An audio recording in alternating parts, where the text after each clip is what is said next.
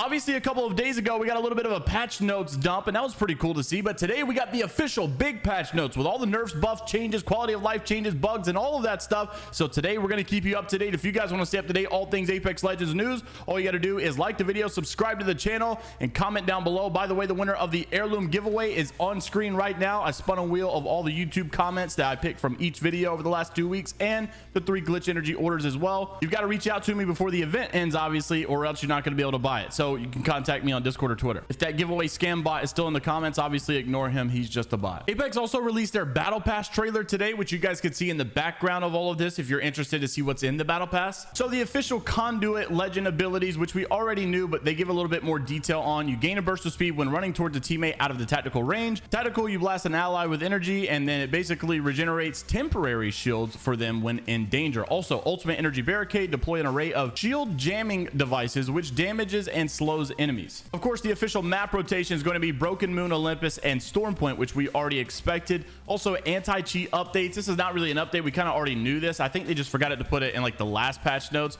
But basically, whenever someone gets banned from the match, you'll see this little alert, you know, red spider was removed from the match or whatever. We've already seen that quite a bit. Some of these things also, we've already seen the rank promotional trials we now know a little bit more about. So when you go from rookie to bronze now, you're going to have to go through a trial of like getting top 10 3 times or getting 3 kills and 3 assists or win a game. So you could see these conditions is what they call it now. Basically, if you win a game in any of them, you will automatically get your promotion. But if you don't win a game, there's other options to do. However, once you get to platinum into diamond or diamond into master, there are no alternative conditions. You have to win a game in order to get promoted, which is very, very interesting. However, this is where it gets interesting. If you complete the promotion in rank now, you will go into the next tier with the 250 LP promotional bonus, which I think we've already had. But failing to complete the trial within the match limits result itself will result in a loss of LP based on the player's performance, and I'm kind of confused.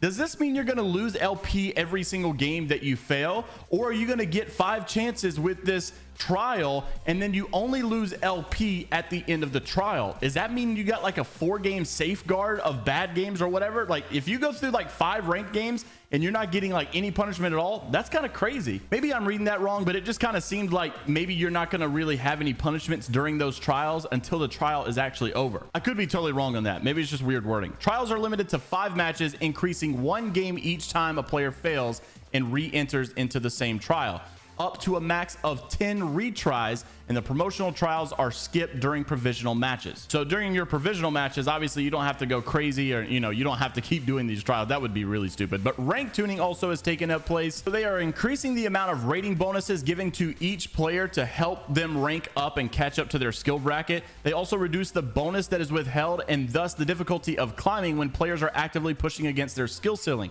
So like whenever you're having a hard time because you're in silver, but you're still playing against Apex Predators, basically they're trying to fix that. Provisional bonuses are adjusted to land players closer and also to the expected statistical 1.5 teardrop at the end of their 10 provisional games. Why not just do the 1.5 teardrop at the end of that? I don't know. Ranking difference restrictions also for 3-stack pre-mates have been removed.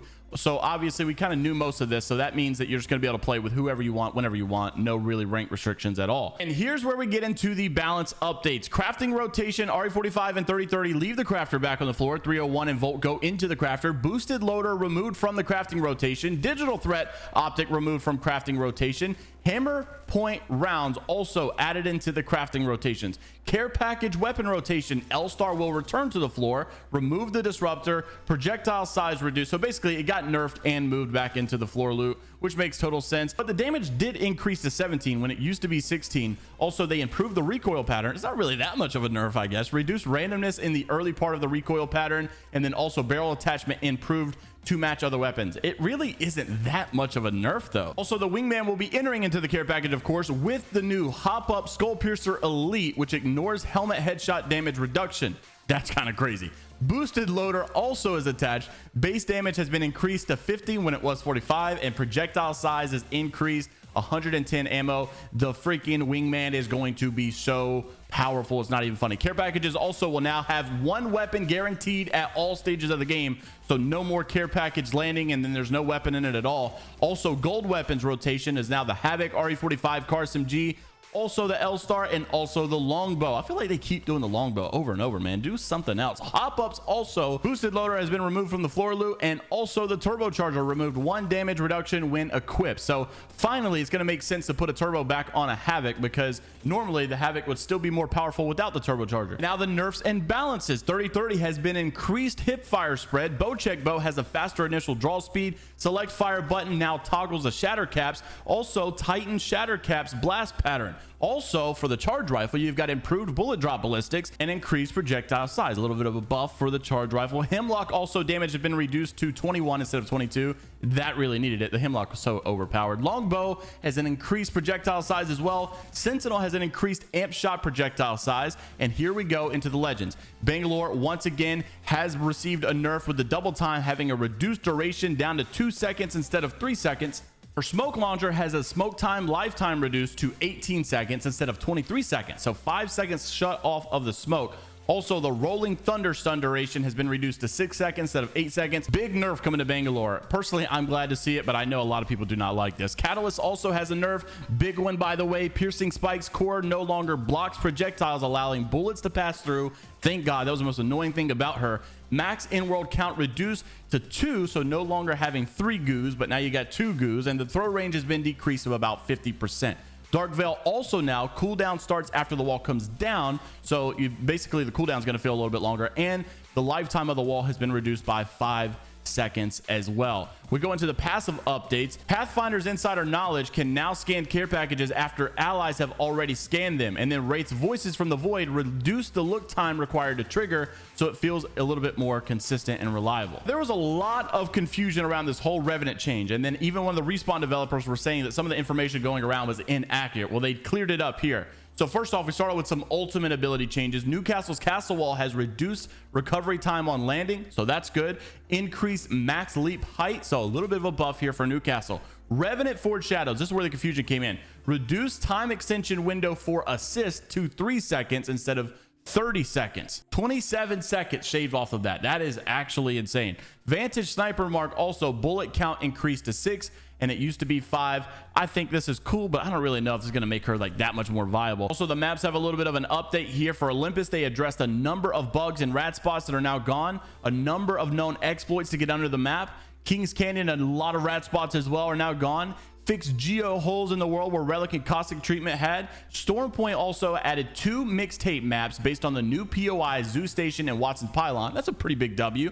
And addressed a number of bugs and rat spots. They gave a little bit more clarity as to what's going to happen with this new respawning system. So the world system update that they have is this. Players will now respawn with shields and weapons that they had when they were eliminated. The body shield and helmet level are preserved. The knockdown shield is reset to white, and backpacks are removed. Inventory will contain some of the ammo for the weapons, 2 syringes, 2 shield cells. Weapons are maintained unless that weapon was a care package weapon, and all the weapon attachments are removed, including from kitted weapons.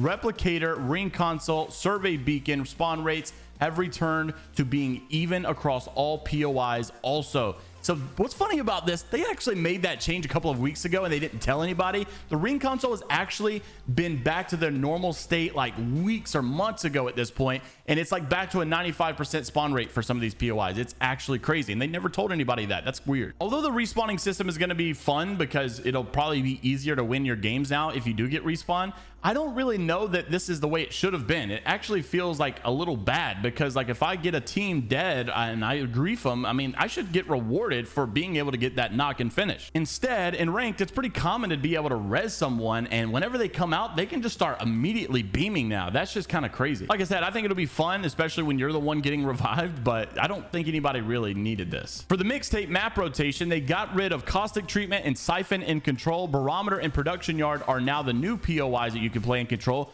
Gun Run, Skull Town, and Fragment are out. Why would you get rid of Skull Town, bro? The core is in. New map also has been added for Watson Treatment. Then Team Deathmatch, Fragment, and Habit are out, which I'm glad because, well, I like Fragment, but Skull Town at least is still in. Phase Runner is in, and the new map Zeus Station is now in as well. There are quite a bit of bug fixes that they decided to address here, and some of them are pretty important. So I'm gonna skip over the very like useless ones that no one really cares about and talk about the ones that are probably pretty interesting. Number one, they got rid of an exploit that allowed players, especially in ranked, man, I saw this so much in ranked, where you could basically just keep infinitely going through the Olympus phase runner and not take any damage on Olympus. Death boxes can no longer fall into unreachable areas or even in the lava. I wonder how that works. There's been a lot of times I kill people on King's Canyon and then the box falls off the map. Heat shields can no longer stick to tridents, and they no longer provide protection above them on higher ground. And one thing that is fixed that's probably been frustrating for a lot of you, swapping to lower tier armor after taking damage no longer requires refreshing the death box. It's a little bit of an L to not see the audio changes include anything about Horizon not having audio at all, but resolved rare cases where the priority system would kill certain local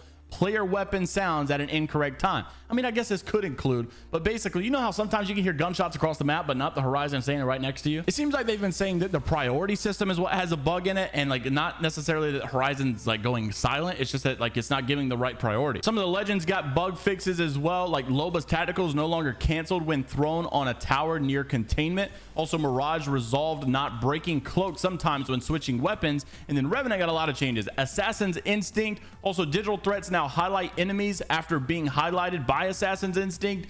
Fixed cases where enemies were not being highlighted correctly. I've seen so many times where Revenant stuff and the digital threat was going crazy. Highlight also no longer interferes with other legend highlights, and highlight now appears to Mirage decoys, and Forged Shadows Shroud no longer gets stuck on indefinitely. Watson fences also now collapse when the round ends, preventing ongoing damage audio in the post-match screen. The rest of the stuff, I'm not gonna lie, it's just like really small nitty-gritty quality of life stuff that I don't think is really that important. But I gotta say, even though there were some other things added into this is pretty much what we already knew. I think the more specifics that we got were the rank trials, and I'm really interested to see how that goes. I think it's a very cool concept, but it could be met with some backlash as well. It all depends on like how it's actually going to flow. It's one thing to really put it in a patch notes, one thing to talk about it, but until you get in there and actually feel it for yourself, that's whenever obviously we're gonna have to make our final judgment on this. But hopefully rank does get better. I'm glad that they are tuning it, because this season also was not my favorite. Interested to see what you guys have to say though about all the topics down in the comment section below. Of course, like the video and subscribe to the channel